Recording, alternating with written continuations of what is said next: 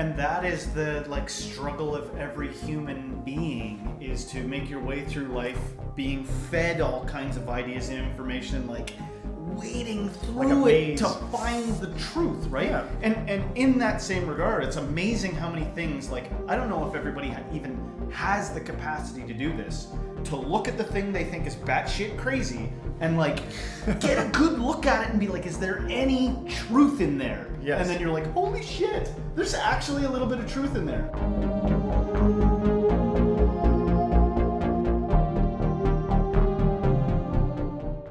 Welcome, Team Spiritual. We're back again with another community response video. So, we had a bunch of comments this week. We had a couple of late ones come in again for the Kassan video because it did so good. So thank you guys for that and all your support. But I'll go through the comments on that one first. Gigi was the first one, and Gigi said, I live in a poor country in Central America called Costa Rica. Yet, we do pretty much care about climate change. 99% of our energy comes from clean source of water and wind. We are responsible for maintaining 5% of the world's biodiversity through our 30% of protected land. My point is, you don't need to be rich to be environmentally friendly. Hell yeah. Hell yeah to that comment. I really like her attitude towards the thing on that. Not negating empathy for people who are in such bad place that they're like, look, man, I can't focus on other people. I'm in such a bad place. I have empathy for that. Yeah. But taking the attitude of as most responsibility as you can take, regardless of where you're at, is an A+ attitude, in my opinion. I've been to Costa Rica. Yeah, it was actually very nice there, and you guys were environmentally conscious. I remember being on the resort, and they're like things for the trash and no smoking and all the you guys, you're there.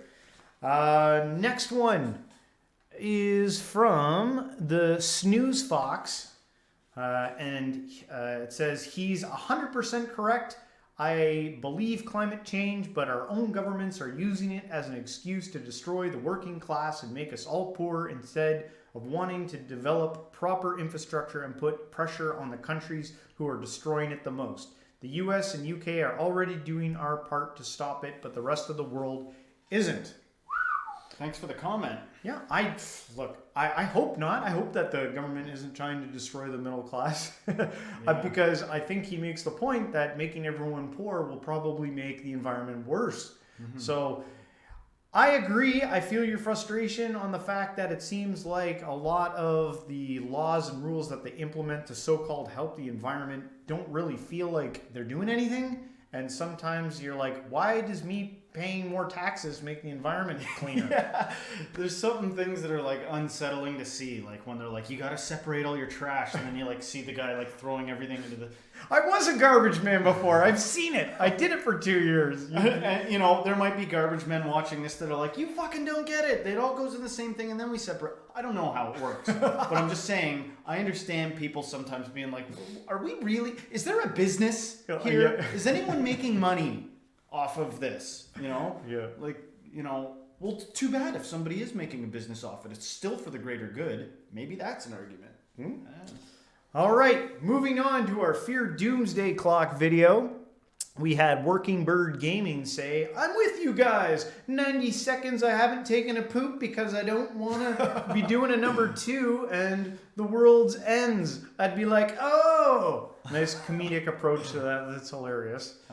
SFWR said, the Doomsday Clock is useless and mainstream news has lost all credibility, but you don't have to disconnect from all sources of news because of it. I don't know if all mainstream media is uncredible. I sometimes tune in. Bought and sold. I know. Sometimes it feels that way when I listen to mainstream media. I'm like, oh God, you do not have your finger on the pulse of what people are thinking right now. But maybe there's some people out there no, mainstream's the way to go. I get that feeling with the boomer generation more. They still have a lot of faith in it. But I don't know. What do you think? I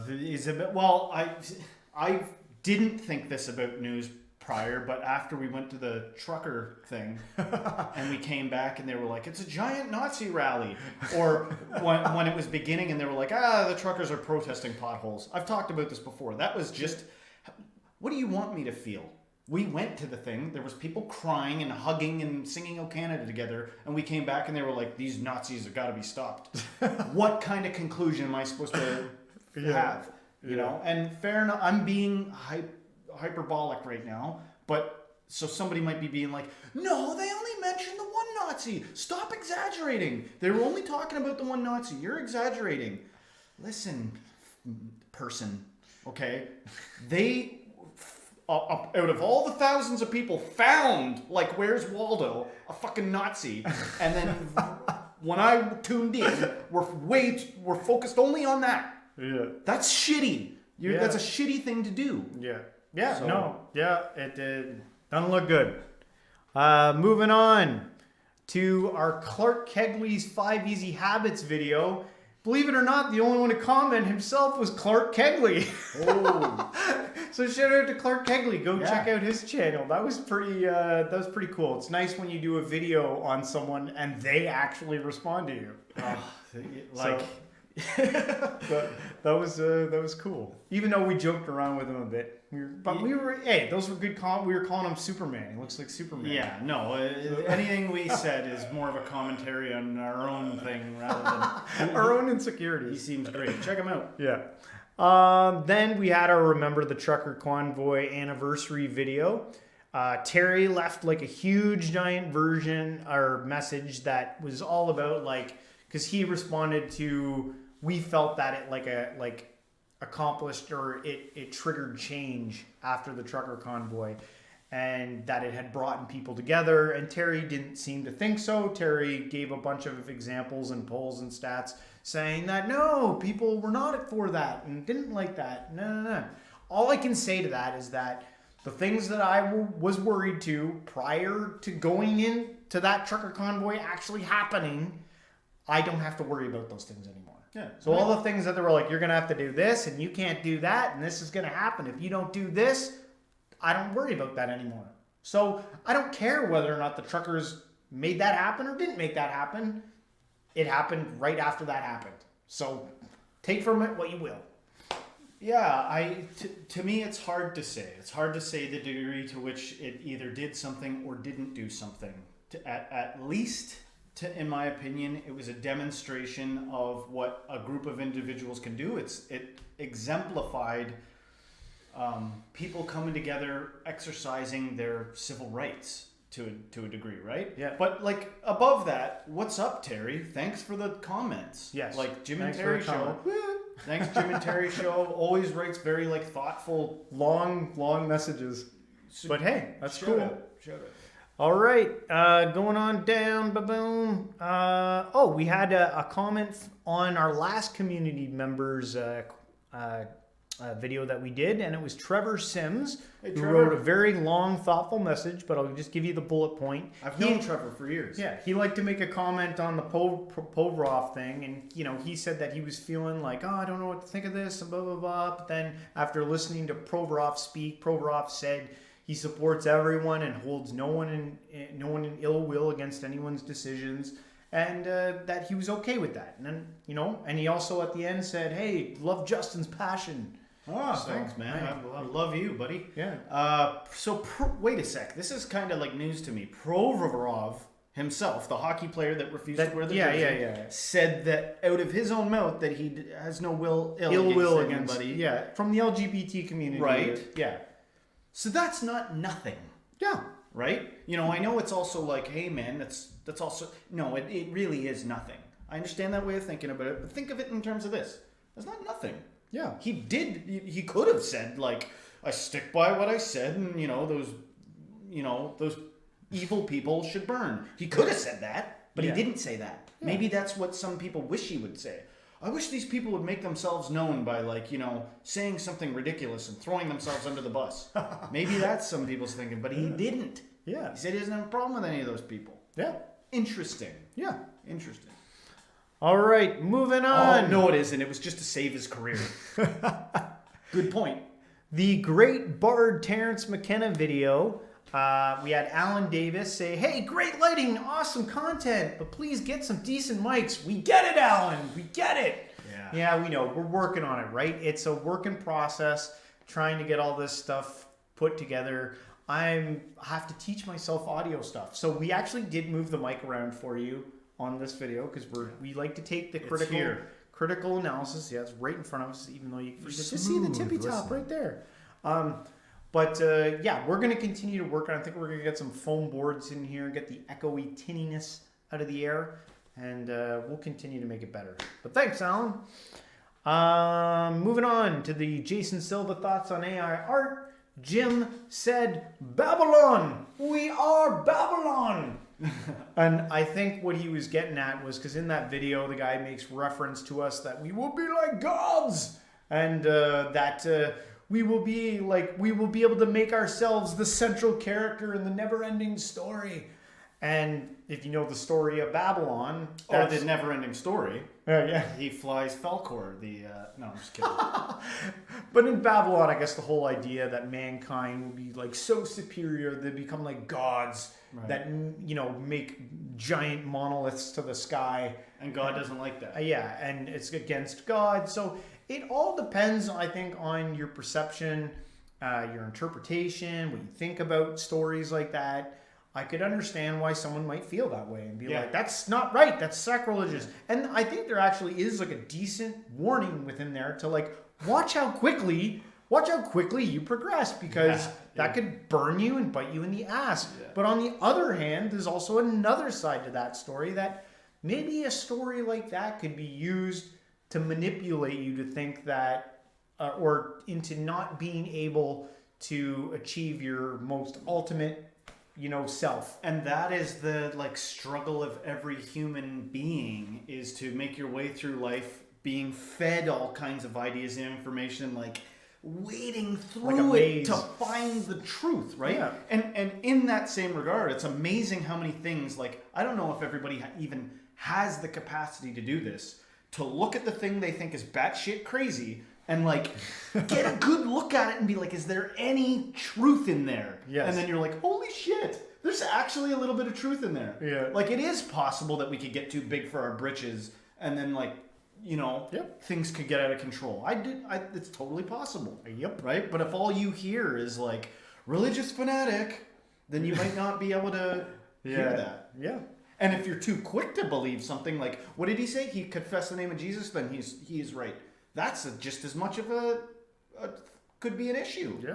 Yeah. It's not everybody that says there's something is that way, and not everybody that you disagree with is out to lunch. That's true. I don't know, man. I'm not trying to be too much of a fence sitter, but... All right, moving on to our What is Altered Trance State of Mind Sadhguru Transcendental Meditation video. We had Raise the World Project. Hey, shout out to them. They commented on some minute segments within our video. On the 4-minute mark, we were talking about how you're going to a club and going and listening to trance music and getting high, and or that could be a trance state. And Raise the World was totally. And then I was referring to Sadhguru at the 6-minute mark about when he was doing his meditation and yoga and trance it out, and I was calling it stuff, and maybe not being as I don't know, stuff and his things. Yeah, he's just doing all that jazz there. I think there's more of a held regard for something like that. These guys, they're practicing. These are ancient practices that have been done for a long time. And she was just kind of putting happy, smiling, laughing emojis on that. They're great. They're the real deal. They're awesome. Raise the World. It's funny, but it makes me think of something here. Okay. Yeah. There are places you can go for serious, methodical, reverent, solemn approaches to spirituality and belief. You go in here and you don't talk when you're in this chamber, and you wear a cloak, and you pour tea just like so, because it's as it is written, it shall be poured like that. You can go... The whole thing we're doing here, we've got Stay Spiritual in neon red light district lights. We're a blue-collar approach to spirituality, right? Yeah. So just that's not me calling anybody out. Yeah. I'm just kind of noticing that there's a difference here. like. Yes. If you came on and there was candles lit and we were like, today we will take this sacred, whatever. Yeah. It'd be a different thing. Yeah, we'd be taking a We're different like, path. we're normal guys. We Yeah. work and this is what we think. What do you think? Yeah. Yeah. So that like leads perfectly into this next response by Two Hand Roy, who said, "No, that requires decades of and even lifetimes of yoga practice, millennia older than any shamanic or Western existence. The mind, which is so entangled in ego and conflicting thoughts, cannot be peaceful and go into natural yogic trance. Watch him more. May you understand and know all there is." Ooh, eloquent. So yeah, like we get it. We're not like sod guru proteges that we're learning as we go. We're watching and we're trying to take from him and see what we can impact from where we come from. Yeah. And our perspective, Yeah. like you said, like blue collar approach. Maybe one day we'll get there and we'll be there right beside him, rolling our eyes and. But love the comment. Like, Yeah. love the contribution in the comment and everything. To Thanks. Like, I hope point you this out. follow us on our journey. Yeah. And next one goes to Mishan Gurung, which I hope you follow us because you suggested, you were like, do a reaction to the 3 stages of a yogi. And so we're going to do it. We're gonna do We're that. going to do it. You asked for it. You got it. We're gonna do it. So stay tuned. It's coming. And then the last comment on our Eckhart Tolle Beyond Karma reaction video, Jonathan Leonardus Van Hassel, that's quite the name, Awesome name. says, "Guru is a disgusting word for scammer." And all I can say No, it's guru is a disguised word for scam. Sorry. Disguised word. And all I can say is maybe sometimes. Yeah, I understand the sentiment. Yeah. I understand the idea behind that statement. Guru is a disguised word for scammer. Like, there's been all kinds of gurus over time, and sometimes things have gotten ugly. Like there have been journalistic pieces that come out that are like show you in great detail how sick some cult leading individual, maybe calling himself a guru, maybe even, what they've done to meet their own desires and needs, or their own awful evil desires, whatever the thing is to say it. Yeah, man, like good point, good reminder that there are gurus like that. Now, does that mean every guru is that case? That is inconclusive, in my opinion. Yeah. I don't know. And I don't know. I think a good thing to remember too is also that gurus are people, just like everyone else, so they're going to make mistakes. And gurus, they're usually set or put into some higher position that is like teaching people below you. So all of us might have to like humble ourselves wherever we are and realize that they might know something that we don't know. Mm-hmm. It's possible, right? Mm-hmm. I'm not saying that they do. I'm just saying that they're probably there for a reason, and it's probably not always going to be because they're a shyster. Yeah. So, like we gave Eckhart Tolle a little bit of a rough time in that video, but I had got his book. I bought his book. Yeah, I've got The Power of Now. Like I read it. I got his other one. I listened to his audiobook, The Power of Now, and I can't remember if I got all the way through it. There was a lot of like turning it off and coming back to it, and falling asleep during it. Yeah. So like even though we were kind of joking around, I'm the sucker that bought the book. So So I found there was some good things in that book. Yeah. So but anyway. That is pretty much it for all the comments. Oh, I wanted to address something. Okay. We did have a comment that was in response to a video we did where I mimicked a southern accent. Yeah. I just wanted to say, I don't have any. I chose not wisely to pick that as a dialect to imitate to represent somebody that was being ignorant. I think it was or something like that. That's my bad. I apologize for that. I wish I could undo that, but I can't. Yep. So I got to be careful in the future not to like just pick some dialect and let that be the representative of something bad. I hope that makes sense. I hope you understand what I'm saying. Yeah. We got love Southern people. Yeah. Love the South. All right. Anyway, we'll end not this too much though. Oh jeez. Anyway, everyone. If you like this video, hit the like, subscribe, share with a friend, and everybody, until next time, stay spiritual.